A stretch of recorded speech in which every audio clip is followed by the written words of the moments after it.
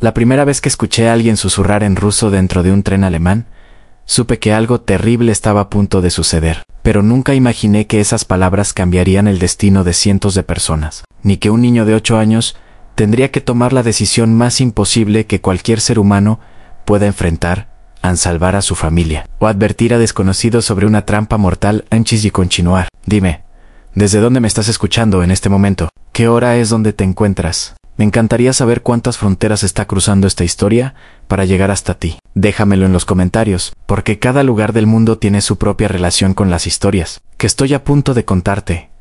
Esta historia comienza en el invierno de 1942, en una pequeña estación ferroviaria en los confines de Polonia ocupada. La nieve caía tan densa que parecía querer borrar cualquier evidencia de lo que estaba ocurriendo. El aire olía a carbón quemado y a algo más, algo que nadie quería nombrar, pero que todos reconocían: el olor del miedo concentrado entre la multitud de personas, apiñadas en el andén, separadas por cordones de alambre y la vigilancia constante de uniformes grises. Había una familia que destacaba no por su apariencia, sino por la quietud absoluta que los rodeaba. El padre, Jakub, tenía 32 años, pero su rostro mostraba el cansancio de alguien que había vivido 3 vidas. Sus manos, alguna vez elegantes y acostumbradas a sostener libros de medicina, ahora temblaban cada vez que un guardia pasaba cerca de Sara. Su esposa mantenía sus brazos firmemente alrededor de su hija menor, Miriam, de apenas 5 años, pero su atención nunca se apartaba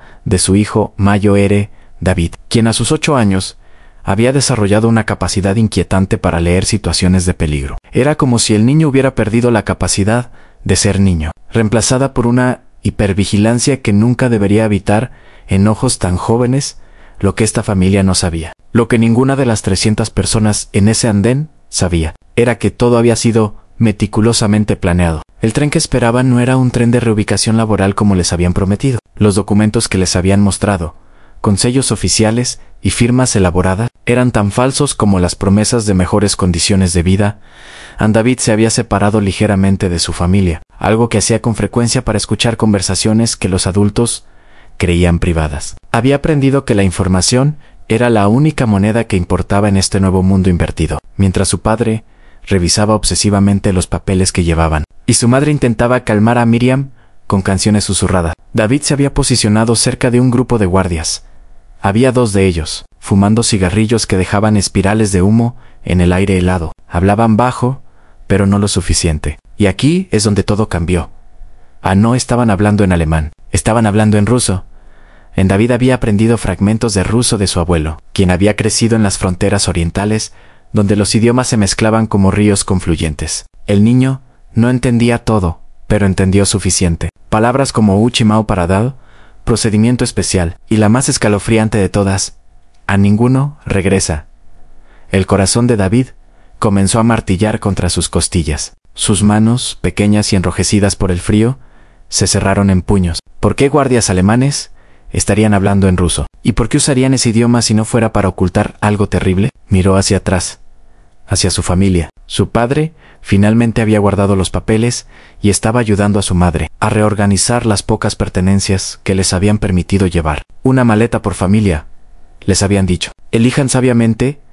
El silbato del tren resonó en la distancia. El sonido atravesó el aire como un cuchillo, y David vio como todos en el andén se ponían tensos. Este era el momento. El tren estaba llegando, las puertas se abrirían, todos subirían, y después los guardias terminaron su conversación y apagaron sus cigarrillos. Uno de ellos miró directamente a David, y por un momento que pareció congelarse en el tiempo, sus ojos se encontraron. El guardia entrecerró los ojos, como si evaluara si el niño podría haber escuchado algo. Luego simplemente se alejó, ajustándose el cinturón del uniforme. No será.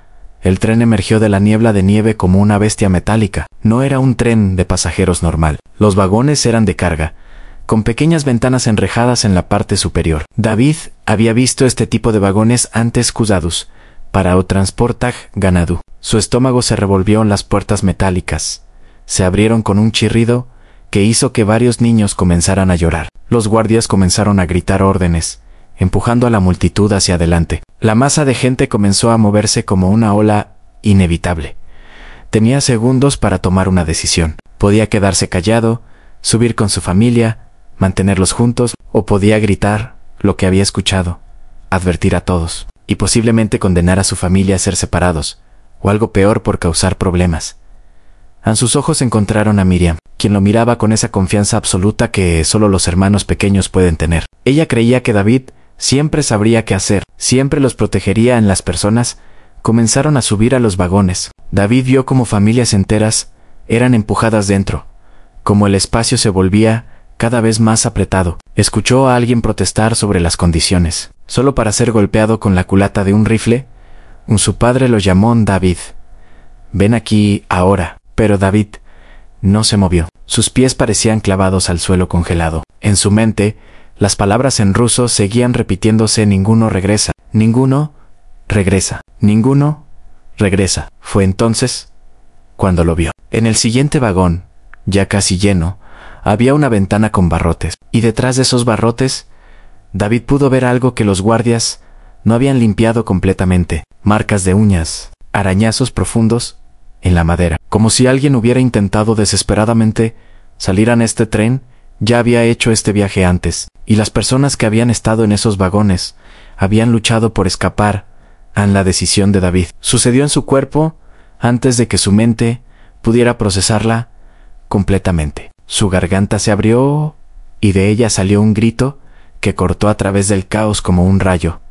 ¡No entren al coche! ¡Están hablando en ruso! ¡Es una trampa! El efecto fue instantáneo. Las personas más cercanas a David se detuvieron. Los guardias giraron sus cabezas hacia él con velocidad aterradora. Su padre dejó caer la maleta que sostenía, su rostro transformándose en una máscara de horror absoluto. Pero David no se detuvo. Siguió gritando: los guardias alemanes están hablando en ruso. Dijeron que ninguno regresa. Escuché todo. El caos que siguió fue indescriptible. Algunas personas comenzaron a retroceder, negándose a subir. Otras, confundidas o demasiado aterrorizadas para desobedecer, siguieron avanzando. Los guardias comenzaron a gritar contraórdenes, sus voces mezclándose con el llanto de niños y los gritos de pánico. Uno de los guardias, el que David había visto fumando, comenzó a caminar directamente hacia él. Su mano se movió hacia la pistola en su cinturón. Sus ojos no mostraban ira, sino algo más frío.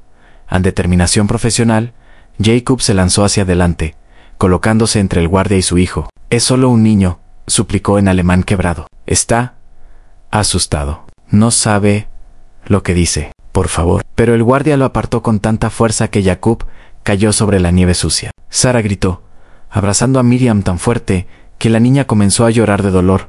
Además de miedo, el guardia se agachó frente a David, su rostro centímetros del niño. Su aliento olía a tabaco y algo más, algo dulce y nauseabundo. Cuando habló, fue en alemán, pero con un acento que confirmaba todo lo que David había temido. «Pequeño judío inteligente», dijo lentamente, «demasiado inteligente para tu propio bien». Levantó su pistola, pero antes de que pudiera hacer cualquier cosa, algo extraordinario sucedió. Un hombre mayor que había estado cerca de David se adelantó. Luego otro. Y otra mujer. En cuestión de segundos, un pequeño grupo de personas había formado un círculo protector alrededor del niño. «Si quiere dispararle», dijo el hombre mayor, su voz temblando pero firme, «tendrá que dispararnos a todos primero, y eso será difícil de explicar en sus informes». El guardia se levantó lentamente, mirando al grupo que se había formado. Su mano seguía en la pistola. Por un momento que pareció durar una eternidad, nadie respiró. Finalmente, otro guardia se acercó, este de rango más alto a juzgar por las insignias en su uniforme. Habló rápidamente en el oído del primer guardia. David no pudo escuchar las palabras exactas, pero vio cómo el guardia bajaba su arma. Aunque la frustración en su rostro era palpable, en el oficial de mayor rango se dirigió a la multitud. En el andén, su voz amplificada y tranquilizadora: ha habido un malentendido. Este niño está confundido por el estrés del traslado. Los rumores y el pánico no ayudan a nadie. El tren los llevará a un campo de trabajo donde serán tratados de acuerdo con las regulaciones internacionales. Tienen mi palabra. Pero algo había cambiado. La semilla de la duda había sido plantada. David había abierto una grieta en la fachada cuidadosamente construida, y a través de esa grieta, la verdad estaba filtrándose. Aproximadamente una cuarta parte de las personas en el andén se negaron a subir. No importaba cuánto gritaran los guardias, cuánto amenazaran, se quedaron en el andén, prefiriendo enfrentar castigos inmediatos que subir a esos vagones. La familia de David estaba entre ellos. Jacob había tomado una decisión en ese momento crítico en creer en su hijo. Si David había estado dispuesto a arriesgar todo por esa advertencia, entonces debía haber algo verdadero en ella. Los guardias, enfrentados a una situación que estaba saliendo de control, finalmente optaron por cargar los vagones con aquellos que todavía obedecían. Las puertas metálicas se cerraron con un sonido que David nunca olvidaría. Rostros aparecieron en las pequeñas ventanas enrejadas. Manos se extendieron a través de los barrotes mientras el tren comenzaba a alejarse. Alguien desde dentro gritó: «Dile al mundo lo que está pasando. Dile al mundo». Pero ¿qué mundo? ¿Quién escucharía? ¿Quién creería? Las personas que se habían negado a subir fueron separadas y llevadas de regreso a través de la nieve. David esperaba que los ejecutaran inmediatamente, pero en cambio, fueron conducidos a un edificio cercano que había servido como almacén. Las puertas se cerraron con llave, pero al menos había algo de refugio del frío en ese espacio oscuro, con solo la luz filtrándose por ventanas altas y sucias. Aproximadamente 75 personas se encontraron en un limbo. No sabían si habían salvado sus vidas o simplemente pospuesto lo inevitable. Jacob se sentó en el suelo de concreto, atrayendo a David hacia él. El niño temblaba, no por el frío sino por la enormidad de lo que había hecho. Sara y Miriam se acurrucaron al otro lado.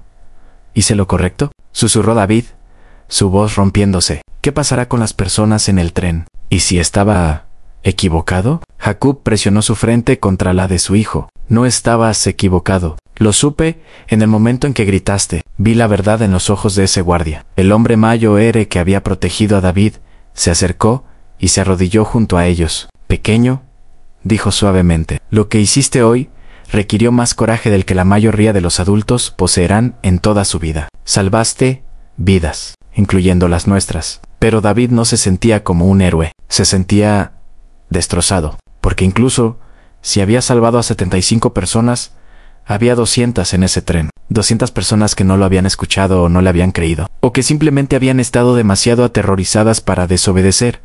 Las horas pasaron en ese almacén. La temperatura bajó aún más cuando cayó la noche. Las personas se agruparon para compartir calor. Miriam se durmió, agotada por el terror del día. Sara canturreaba canciones que su propia madre le había cantado, tratando de crear un pequeño espacio de normalidad en medio del caos. Fue cerca de la medianoche cuando escucharon voces afuera, pasos, el sonido de llaves en la cerradura. Todos se pusieron tensos, esperando lo peor. Pero cuando la puerta se abrió, no eran los guardias uniformados. Era un grupo de hombres en ropa civil, algunos con brazaletes que David no reconoció. Uno de ellos llevaba una linterna que iluminó los rostros asustados mirándolos. «Somos partisanos», dijo el hombre con la linterna en polaco, luego en yiddish, para asegurarse de que todos entendieran. «Los guardias que estaban aquí han sido neutralizados. Tenemos poco tiempo. Pueden venir con nosotros al bosque o pueden intentar su suerte quedándose aquí cuando lleguen refuerzos. Pero tienen que decidir ahora». La decisión fue unánime. Siguieron a los partisanos hacia la noche oscura, dejando atrás el almacén, la estación, el tren fantasma que se había llevado a tantos durante días. Caminaron a través de bosques densos, ocultándose durante el día, moviéndose por la noche. David aprendió a caminar en silencio, a seguir señales que eran invisibles para él. Solo días antes, aprendió que el mundo tenía más matices de los que había imaginado. Había enemigos en uniformes oficiales y salvadores, vestidos de campesinos. El grupo de partisanos que los había rescatado era parte de una red más grande. Incluía polacos, rusos desertores, judíos que habían escapado de guetos, e incluso algunos alemanes que habían rechazado el régimen. Era un grupo improbable, unido por una sola cosa: la convicción de que lo que estaba sucediendo era tan fundamentalmente incorrecto que valía la pena arriesgar todo para resistirlo. Uno de los partisanos, un hombre llamado Antoni, se había tomado un interés particular en la familia de David. Una noche, mientras el grupo descansaba en un claro del bosque, Antoni se sentó junto a Jacob, junto a un pequeño fuego. «Su hijo», dijo Antoni, su voz apenas audible sobre el crepitar de las llamas, «tiene un don poco común, o una maldición», dependiendo de cómo lo vea. Jacob miró a David, quien estaba durmiendo con su cabeza en el regazo de Sara. ¿Qué quiere decir? Ve patrones que otros no ven, escucha cosas que otros ignoran. Es el tipo de persona que o muere joven porque el mundo no puede tolerar esa claridad, o sobrevive para contar historias que nadie más puede contar.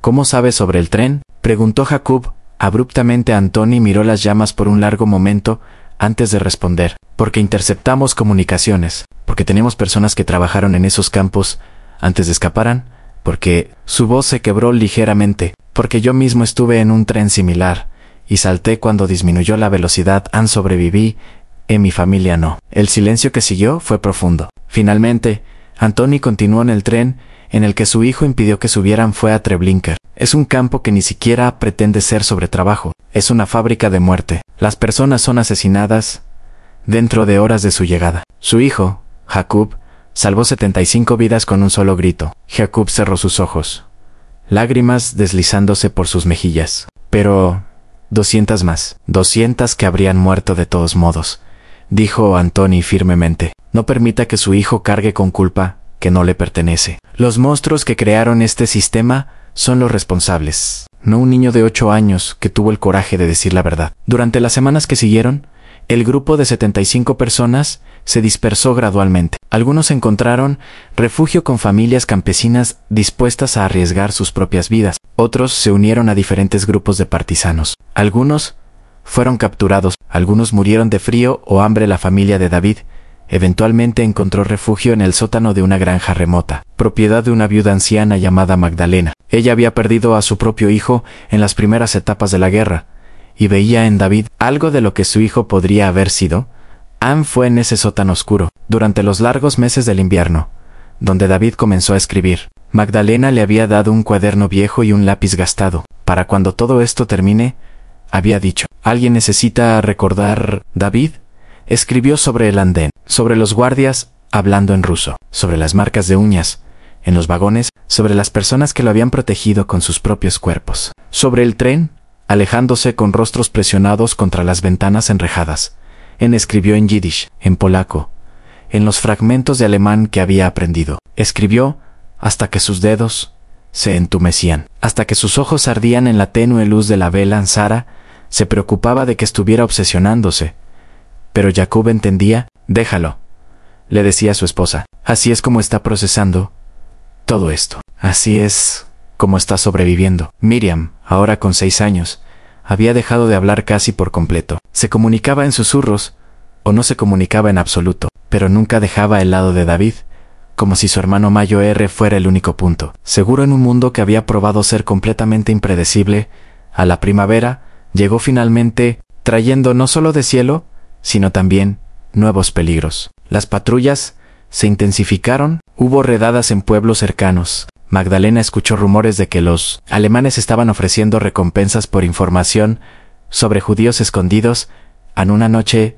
de mayo, cuando las flores silvestres comenzaban a cubrir los campos. Magdalena bajó al sótano con noticias urgentes. Tienen que irse. Esta noche han estado preguntando en el pueblo sobre familias que podrían estar escondidas. El grupo tenía solo minutos para prepararse. Antoni y 2 otros partisanos habían llegado con un plan para moverlos a una ubicación diferente, más profundo en el bosque, donde una red más grande de refugiados había establecido un campamento temporal mientras se preparaban para irse. David le dio a Magdalena su cuaderno. Guárdelo, suplicó. Si no sobrevivimos, alguien necesita saber lo que pasó. Magdalena lo tomó con manos temblorosas. Sobrevivirás, dijo con feroz certeza, y un día me lo devolverás tú mismo. La huida a través de los campos oscuros fue aterradora. Cada sonido parecía amplificado. Cada sombra parecía ocultar una amenaza. Miriam comenzó a llorar, y Sara tuvo que cubrirle la boca con su mano, susurrándole desesperadamente que permaneciera en silencio. Estaban a medio camino del bosque cuando escucharon los perros. El sonido de ladridos atravesó la noche como un presagio de perdición. Las patrullas los habían detectado. Antoni tomó una decisión rápida. Divídanse. 3 grupos diferentes. Confundan a los perros. Punto de encuentro en el viejo molino, junto al río. La familia de David fue con Antoni y otro partisano llamado Piotra. Corrieron a través de la oscuridad, las ramas arañando sus rostros, las raíces amenazando con derribarlos en cada paso. Los ladridos se acercaban.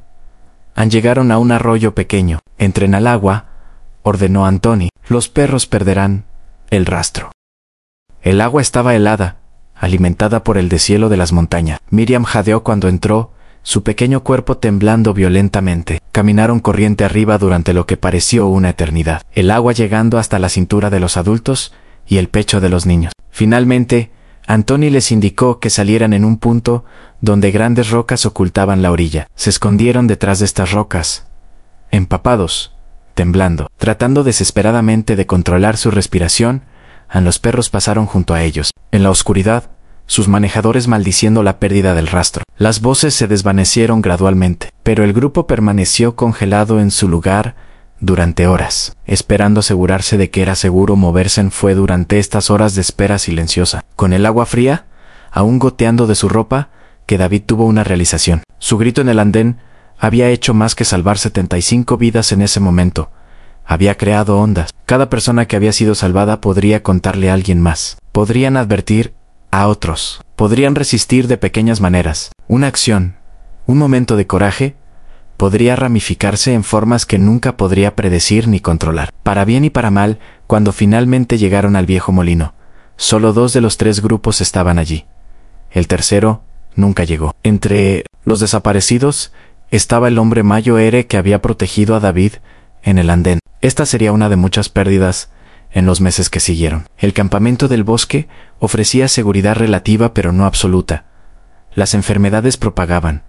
El hambre era constante. Y siempre, el miedo a ser descubiertos, pero también había momentos de humanidad inesperada. Un grupo de partisanos polacos compartiendo sus escasas raciones. Una niña enseñando a Miriam canciones que lentamente le devolvieron su voz. Los saberes de supervivencia que fueron transmitidos de aquellos que habían vivido en los bosques durante años. David pasó sus 9 años en ese bosque. Celebraron en silencio, sin pastel, sin regalos, solo el reconocimiento de Sara de que su hijo se estaba convirtiendo en otra cosa. Ya no era completamente un niño, pero tampoco completamente adulto. Era algo que esta guerra había creado.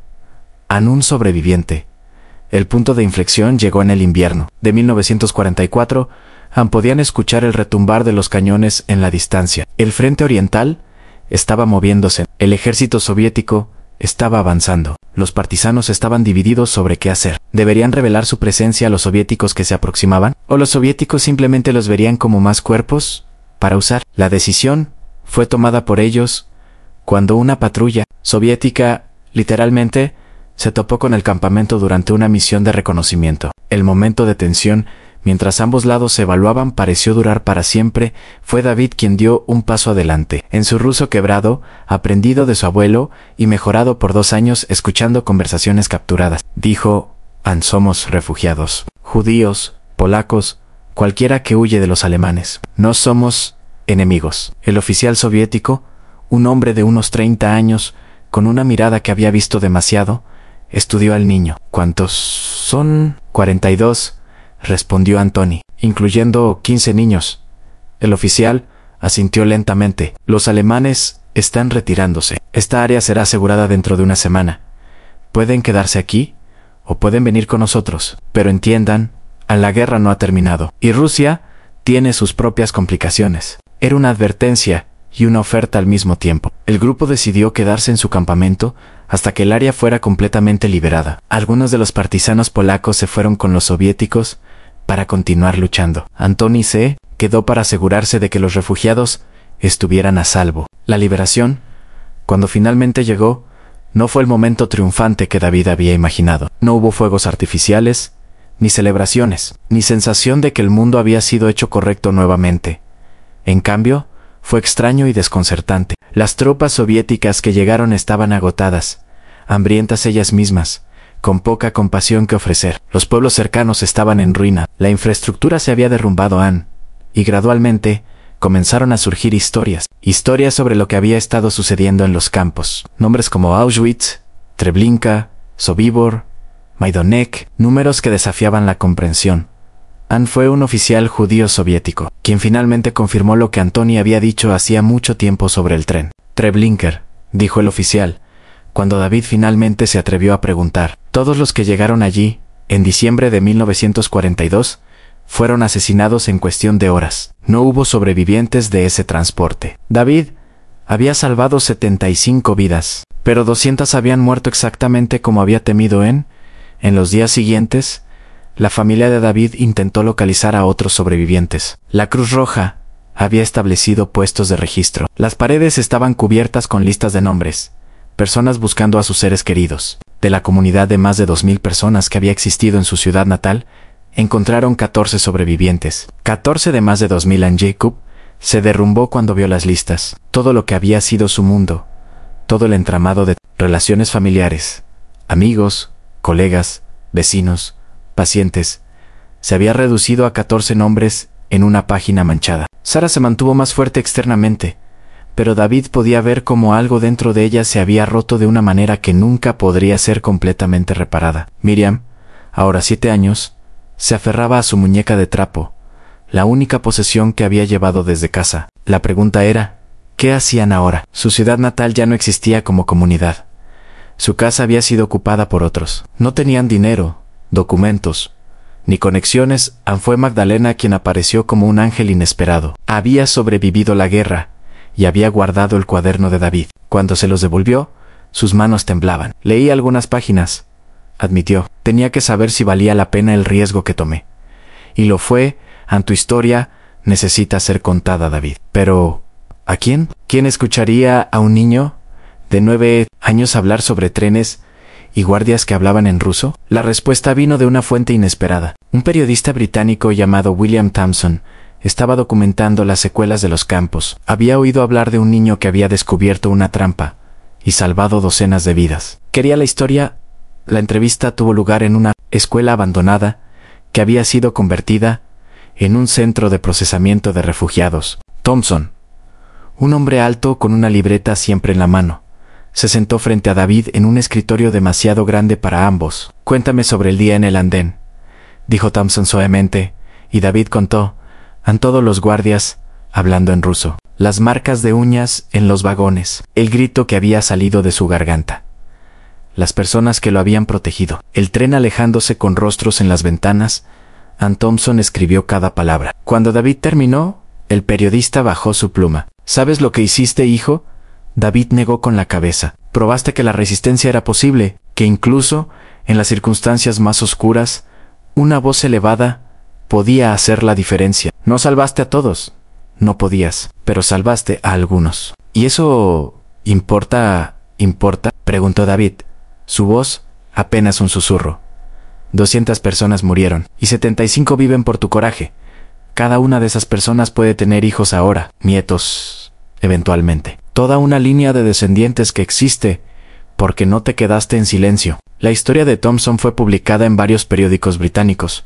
Fue recogida por agencias de noticias estadounidenses. De repente, el grito de David se convirtió en un símbolo de resistencia, pero la tensión trajo sus propias complicaciones. Algunos supervivientes se resentían de la idea de que un niño fuera celebrado cuando tantos adultos también habían resistido y muerto. Otros cuestionaban los detalles, preguntando cómo podía estar seguro de lo que había escuchado en David. Se encontró en la extraña posición de ser simultáneamente un símbolo y un chivo expiatorio, un héroe para algunos, un recordatorio doloroso para otros. La familia eventualmente emigró a Palestina, parte de la ola de sobrevivientes que buscaban construir algo nuevo de las cenizas del viejo mundo. El viaje fue arduo, lleno de paradas, en campos de personas desplazadas, papeles interminables y la constante incertidumbre sobre si serían aceptados. Llegaron a Haifa en 1947, justo antes de que la región se inflamara en conflicto una vez más. Jacob intentó restablecer su práctica médica, pero sus manos nunca dejaron de temblar. Sara encontró trabajo en una panadería, el trabajo físico, proporcionando una distracción del trabajo mental de recordar. Miriam comenzó a hablar nuevamente, lenta pero consistentemente. Comenzó la escuela, donde sus maestros notaron tanto su brillantez como su tendencia a asustarse con ruidos fuertes. Y David escribió todo, no solo sobre el andén, sino sobre todo lo que vino después. Los meses en el bosque, los rostros de las personas que conocieron y perdieron, las pequeñas bondades que hacían la supervivencia posible. Cuando cumplió 18 años, David había compilado sus escritos en un manuscrito de más de 300 páginas. Lo envió a editoriales en Tel Aviv, Nueva York, Londres. La mayoría lo rechazó. Demasiado crudo. Decían, Anne, demasiado difícil. El mundo aún no estaba listo, Anne, pero una pequeña editorial en Nueva York, dirigida por un judío alemán que había escapado en 1938, vio algo en la escritura. Esta es una voz que el mundo necesita escuchar, dijo el editor. Un hombre llamado Ezra Klein, no la de un historiador o un académico, sino la de alguien que vivió cada momento. El libro fue publicado en 1952 con el título El tren a ninguna parte, una memoria del Holocausto por un sobreviviente niño. Las ventas iniciales fueron modestas, pero gradualmente, a través del boca a boca y reseñas reflexivas, encontró una audiencia. David fue invitado a hablar en escuelas, sinagogas, centros comunitarios. Al principio, lo aterrorizaba pararse frente a grupos de personas, revivir el peor día de su vida una y otra vez. Pero se dio cuenta de que tenía una responsabilidad para con aquellos que no podían hablar. Durante una de estas charlas, en una escuela secundaria en Brooklyn, una joven levantó su mano. ¿Alguna vez te arrepientes de gritar?, preguntó. ¿De no haber simplemente subido al tren con tu familia? David consideró la pregunta cuidadosamente. Era algo con lo que luchaba en la quietud de la noche, cuando los sueños lo llevaban de regreso al andén nevado. Todos los días, respondió honestamente, todos los días me pregunto ¿qué habría pasado si hubiera hecho algo diferente? Si hubiera esperado, si hubiera sido más inteligente en cómo advertía a la gente, si hubiera podido salvar más. Hizo una pausa, mirando los rostros jóvenes, mirándolo. Pero entonces recuerdo algo que un partisano me dijo una vez: no somos responsables de los monstruos que crean los sistemas de mal, solo somos responsables de nuestras propias elecciones dentro de esos sistemas. Y elegí decir la verdad, elegí advertir a otros. Esa elección tuvo consecuencias, buenas y malas, pero fue una elección moral. Otra mano se levantó. Un niño esta vez, no mayor de lo que David había sido en el andén. Si estuvieras allí hoy, ¿gritarías de nuevo? David sonrió, aunque había tristeza en ella todos los días. Gritaría todos los días, porque la alternativa, el silencio ante la maldad, es algo con lo que no podría vivir. Durante los años siguientes, David continuó hablando, escribiendo, documentando. Se casó con una mujer llamada Rochelle, también sobreviviente, que entendía las pesadillas que venían por la noche y las formas en que el pasado se entrometía en el presente. Tuvieron 2 hijos, un niño y una niña. David les contó su historia. Cuando fueron lo suficientemente mayores para entender, no para traumatizarlos, sino para asegurarse de que supieran de dónde venían, que entendieran que su misma existencia era un acto de desafío contra aquellos que habían intentado borrar pueblos enteros. Jacob vivió hasta 1968, sus manos temblando hasta el final, pero su mente aguda. En su lecho de muerte, sostuvo la mano de David y dijo: Anne, estoy orgulloso de ti, no solo por lo que hiciste ese día en el andén, sino por cada día desde entonces, por elegir recordar, Anne, por elegir hablar, por elegir vivir plenamente a pesar de todo. Sara sobrevivió a su esposo por casi 20 años, convirtiéndose en una figura familiar en la comunidad, conocida por su panadería, pero también por su voluntad de sentarse con otros sobrevivientes, de escuchar sus historias, de proporcionar el tipo de comprensión que solo puede venir de la experiencia compartida. Miriam se convirtió en maestra, especializándose en trabajar con niños que habían experimentado trauma. Nunca habló públicamente sobre su propia experiencia, pero su trabajo fue su testimonio. En 1985, David fue invitado a Polonia para un servicio conmemorativo en el sitio de Treblinka. Fue su primera vez de regreso a Polonia desde la guerra. El viaje fue emocionalmente agotador. En el campo mismo ya no existía. Los nazis lo habían destruido meticulosamente en 1943, tratando de borrar evidencia de lo que había sucedido allí. En su lugar estaba un memorial en miles de piedras de diferentes tamaños, cada una representando una comunidad que había sido destruida. David se paró entre esas piedras, mientras el viento soplaba a través del claro del bosque. Trató de imaginar a las 200 personas que habían estado en ese tren. Trató de darle un rostro a cada una, sabiendo que era imposible en un sobreviviente de Treblinka. Uno de los pocos que habían escapado durante el levantamiento del campo se acercó a David. «Leí tu libro», dijo el hombre, cuyo nombre era Shlomo, sobre el andén en David. Asintió. sin saber qué decir. No pudiste salvar a los que vinieron a Treblinka, continuó Shlomo, pero salvaste a 75. Yo estuve aquí, vi lo que le sucedió a miles. Créeme cuando te digo, 75 vidas no son insignificantes. 75 vidas son un universo. Esa noche, David escribió en su diario hoy me paré donde murieron 200 personas, debido a un tren que no pude detener. Pero en algún lugar, 75 personas están vivas, posiblemente con sus propias familias ahora, debido a un grito que no pude retener. No sé cómo reconciliar estas dos verdades. Quizás nunca lo hagan.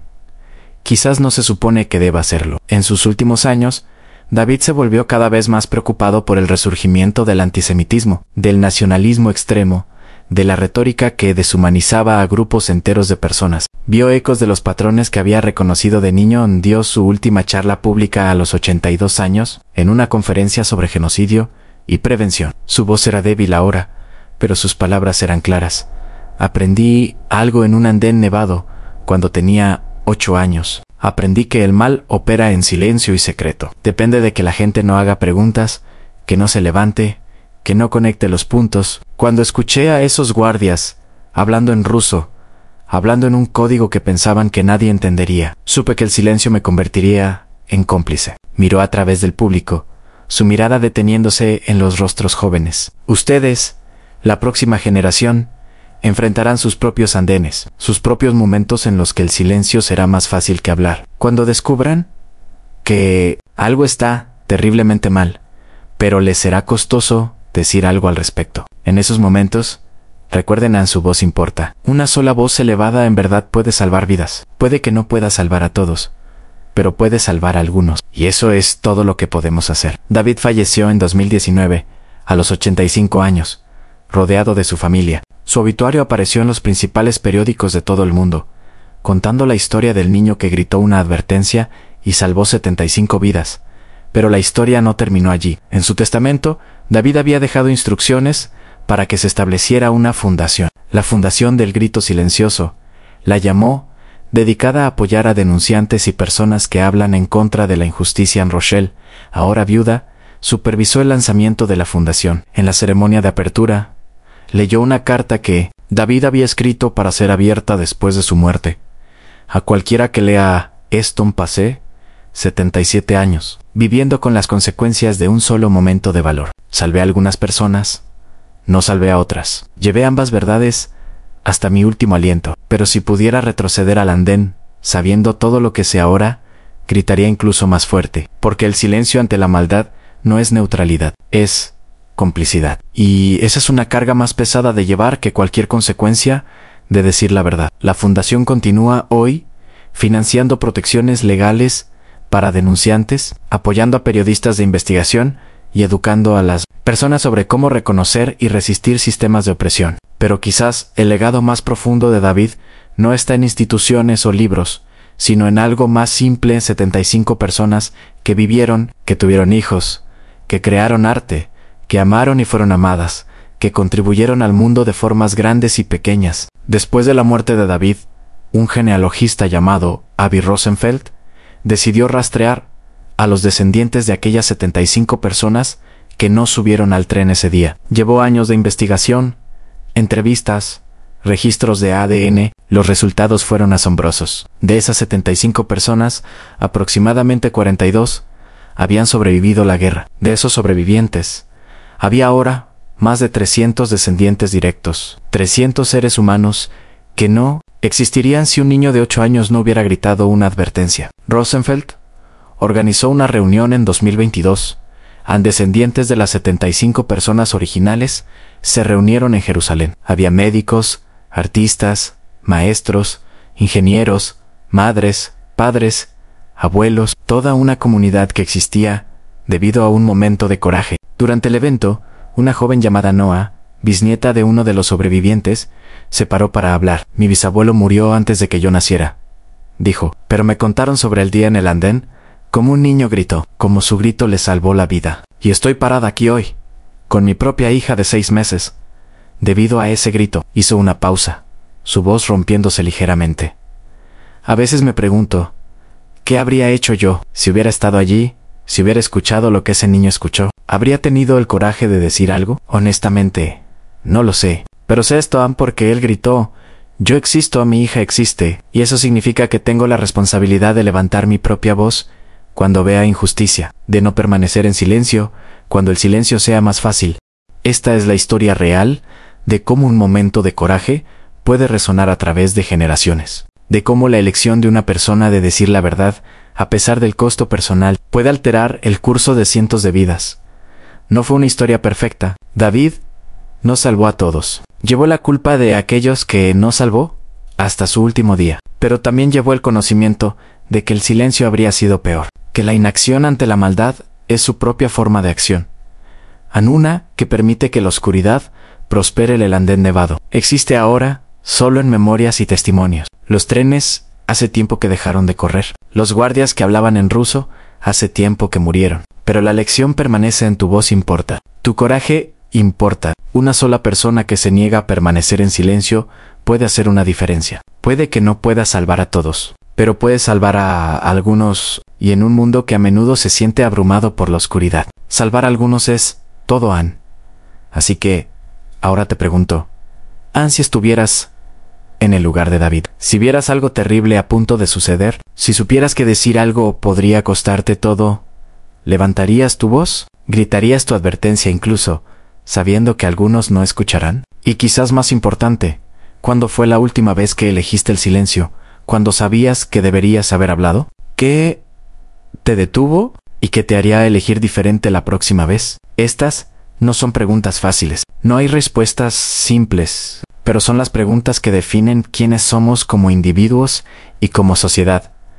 El grito de David resonó a través de un andén hace más de 80 años, pero su eco continúa hoy, en cada persona que elige la verdad sobre la complacencia, el coraje sobre la comodidad, la acción sobre el silencio. Déjame saber en los comentarios qué harías en una situación similar. ¿Alguna vez has tenido que tomar una decisión difícil entre tu propia seguridad y hacer lo correcto? Tu historia importa. Tu voz importa. Y me encantaría escuchar tu perspectiva en si esta historia te movió, si te hizo pensar, si te recordó la importancia de levantar tu voz en contra de la injusticia. Considera suscribirte al canal y compartir este video. No porque necesite los números, sino porque estas historias necesitan ser contadas. Estas lecciones necesitan ser recordadas. Y cada persona que escucha podría ser alguien que algún día enfrente su propio momento de elección entre el silencio y el hablar en el andén. Ya no existe, pero el momento permanece. Y la pregunta que plantea es eterna. Cuando llegue tu momento, ¿qué elegirás?